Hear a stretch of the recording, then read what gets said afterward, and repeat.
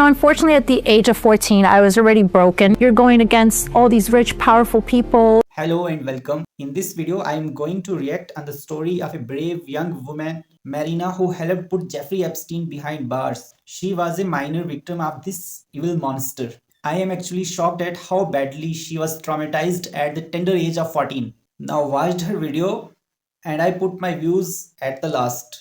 Everyone was like, don't do it. People are going to think you're crazy. You're going against all these rich, powerful people. And for once in my life, I really wanted to do something that I wanted to do. So I really made that big step, and I am proud of myself and I have no regrets. My stepfather had gone to jail because he had, sexually abused me. My mom and my sister and I were living in one room, and we were really living on noodle cups. We were barely making it through. You had a friend say to you, I know an easy way to make $300. What did you think of Epstein when you first met him? He was almost 50. I think my first thought was, wow, he's really nice. And he really was nice. And I think that's something that we always have to remember. Somebody that wants to groom you is not going to be mean to you. They're going to do everything in their power for you to like them, and so that you can abide by their rules. He seemed so interested in who I was and what my story was. And that caught me right there and then. Like, oh my God, he's going to help me. I've never seen a mansion before. And I was really amazed walking into this, man's house. I was so wowed by it.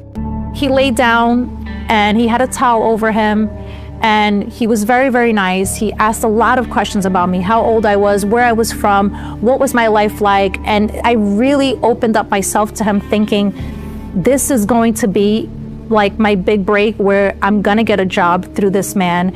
And I no longer have to work 2 other jobs. When it was towards the end, he turned around and the towel had came off. And he had asked me to remove my bra, and I said no. And he went to lean on and grab my, my boob, and I told him I wasn't comfortable. And he turned around and he said, it's okay. It's gonna take some time, but you'll get comfortable with me. He used me a lot of times as an example to the other girls. Sometimes he would bring 3, 4 other girls in the room, and he would prop me on top of him, and he would use me as an example to the other girls, that basically this is the way that a good girl should do, and this is the way that, you will get ahead with him. I didn't realize what was happening. I think when somebody is in survival mode, they don't think about that. You were young, you're being manipulated, you're being groomed and paid well. It's no wonder he got away with it for so long. Yeah, well, we also have to think about this. Like, when somebody's young and they're a kid, they are not thinking about the consequences. You had to bring him a girl if you wanted to be in his world. Can I ask, when did the abuse stop?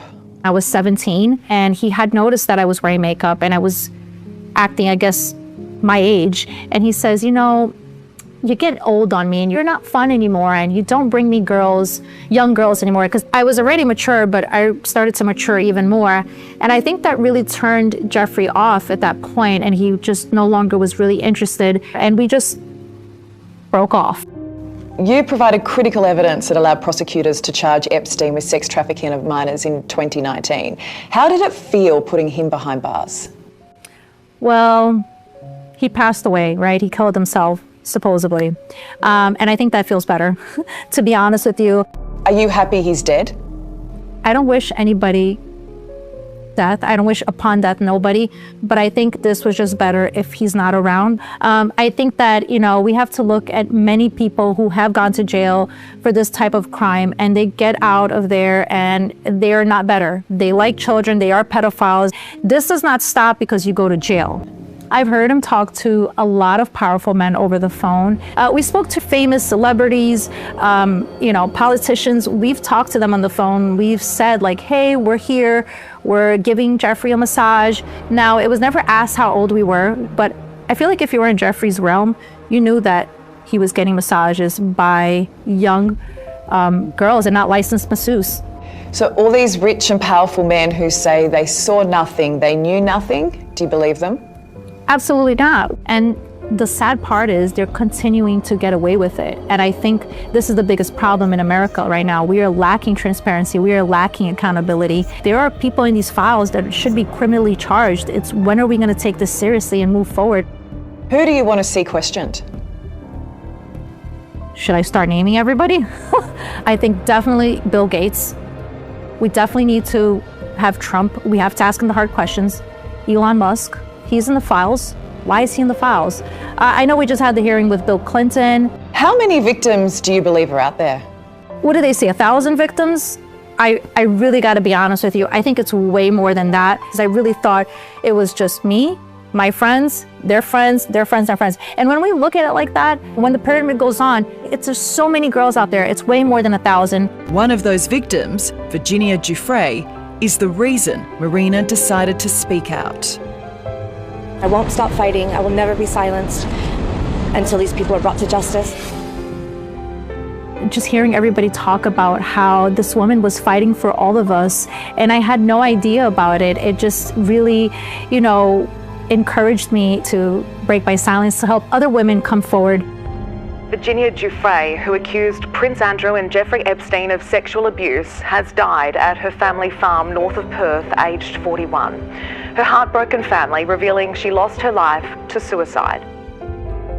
We always feel Virginia's presence with us, and she is rooting for us. It's just something she left down here for us to finish, and we always say there's always a butterfly around, and we always look at it and it's like, it's her.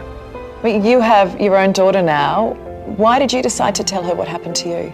I look at her and I would never want that to happen to her or this generation or the next. So I think it's very important for women to talk about their abuse. It's teaching her about this horrible experience that I could shape it into something positive today. What was her response when you told her? She turned around to me and she said, "Mom, you're such a badass." I gotta say, it's better to hear you're a badass than to, I don't want her to feel sorry for me or bad for me. That is definitely the last thing I want. But you're not going away, are you? Absolutely not. I've come this far. Oh no. We are traumatized, but we are not stupid. And we will continue to fight, not only for us, but for the women and the men that are still victims out there, for this generation and for the next. Kudos to this brave lady who stands against powerful rich men